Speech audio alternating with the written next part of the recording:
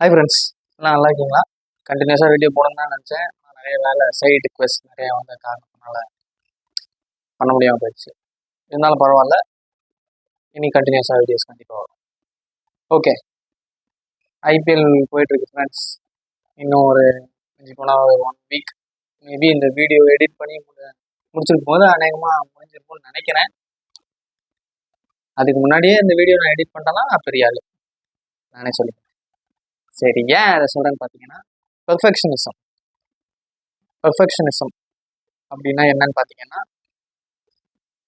எந்த ஒரு விஷயம் செஞ்சாலும் அதில் எந்த ஒரு மிஸ்டேக்கும் இல்லாமல் இருக்கிறதுல பெர்ஃபெக்ட் ஃபார்முக்கு செய்கிறது பேர் தான் பெர்ஃபெக்ஷனிசம்.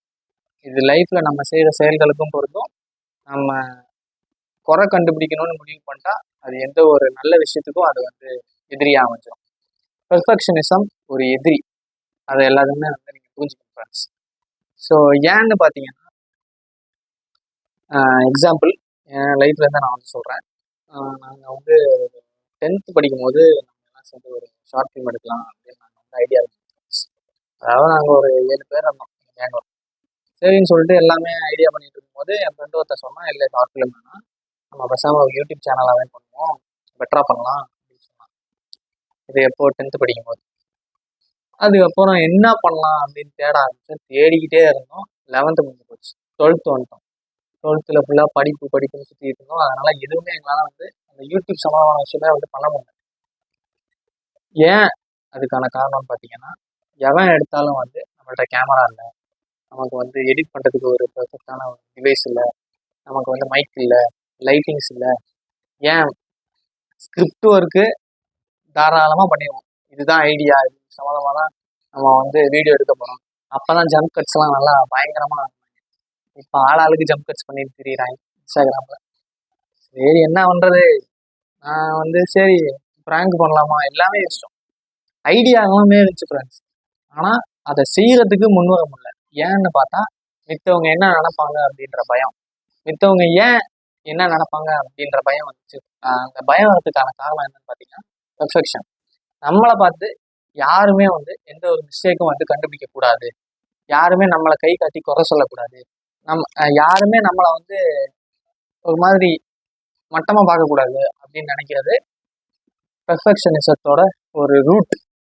அதுதான் அதுக்கு அந்த இந்த மூணு விஷயங்கள் தான் பெர்ஃபெக்ஷனிசத்துக்கு தண்ணி ஊற்றும்.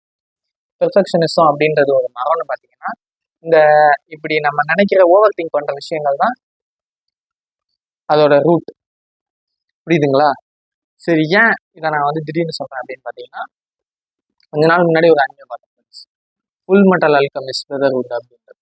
அதாவது ஃபஸ்ட்டு ஃபுல் மெட்டல் ஆல்கெமிஸ்ட்னு தனியாக ஒரு அனிமே வந்துடுச்சு. அதோட அடாப்டேஷன் அது ஒழுங்காக அடாப்ட் பண்ணலன்ற காரணத்தினால ஃபுல் மெட்டல் ஆல்கெமிஸ்ட் பிரதர்ஹுட்னு அவங்க 2009 விட்ட ஒரு அனிமே. அதில் வில்லன் கேரக்டர் ஒரு எப்படி சொல்ல, ஒரு பேய் மாதிரின்னு வச்சுக்கோங்க. பேய் வேணாம், பேயின்னு இல்லை, அது ஒரு ஹியூமன்ஸால் உருவாக்கப்பட்ட ஒரு ஆர்கனிசம். அந்த ஆர்கனிசத்துக்கு கடவுளுக்கும் மேலே ஆகணும் அப்படின்ற ஒரு ஆசை வந்துடும்.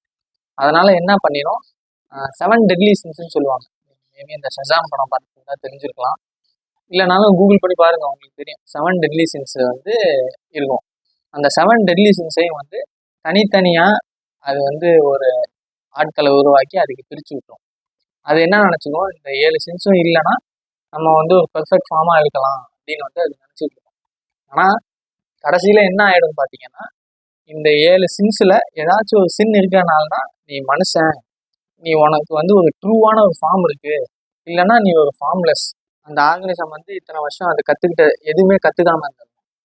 அதுதான் அந்த அனிமேல சொல்லுவாங்க. இந்த பெர்ஃபெக்ஷனிசம் எப்படி நம்மளை அஃபெக்ட் பண்ணுது அப்படின்னு பார்த்தீங்கன்னா, ஸ்பாட்லைட் எஃபெக்ட். சொல்ல போனால் இப்போ நம்ம எங்கே போனாலும் எல்லாரும் நம்மளே பார்க்குற மாதிரி ஒரு எண்ணம் இருக்குங்க. அதுதான் ஸ்பாட்லைட் எஃபெக்ட். அதை அந்த எண்ணத்துலேருந்து வெளியே வாங்க. எல்லாம் அவங்கவுங்க வேலையை பார்த்துட்டு இருக்காங்க. யாருமே இப்போ 3 வாரத்துக்கு முன்னாடி பார்த்த ஒரு ஆளை நம்ம ஞாபகம் வச்சுக்க போகிறதில்ல. அப்படி நினச்சிக்கங்க, அவ்வளோதான் விஷயம். நீங்கள் என்ன நினைக்கிறீங்களோ அதை செய்ய பாருங்கள். அது ரிசல்ட் பாசிட்டிவாக வருதோ நெகட்டிவாக வருதோ அதை பற்றி கவலைப்படாதீங்க. எனக்கும் நான் இந்த சேனல் தொடங்கினேன், இது வரைக்கும் எனக்கு 100 சப்ஸ்கிரைபர்ஸ். நான் யார்ட்டையுமே வெளியே சொல்லலை. 100 சப்ஸ்கிரைபர்ஸ் எனக்கு வந்ததே எனக்கு சந்தோஷமான விஷயம். இதுக்கு மேலே வரணும்னு எனக்கு ஆசை தான். அதுக்காக நான் வந்து ட்ரை பண்ணுறேன், முடிஞ்ச அளவு ட்ரை பண்ணுறேன். எதுனா வரும்னு நான் வந்து நினைக்கிறேன். ஏன்னு பார்த்தீங்கன்னா, கேசி நீஸ்டாட் அப்படின்னு ஒரு யூடியூபர் இருக்கார். நீங்கள் வந்து போய் பாருங்க. அவர் வந்து ரெவல்யூஷனைஸ் பண்ணார். என்னன்னு பார்த்தீங்கன்னா, எந்த ஒரு கேமரா வச்சு கூட நம்ம வந்து டாக்குமெண்ட்ரி எடுக்கலாம், ஷார்ட் ஃபிலிம் எடுக்கலாம், vlog எடுக்கலாம் அப்படின்றது தான் அவரோட ஐடியா. இப்போ கூட அவர் சேனலில் பார்த்தீங்கன்னா அந்த அளவு கேமரா குவாலிட்டி எதுவுமே அவ்வளோதான் இருக்காது.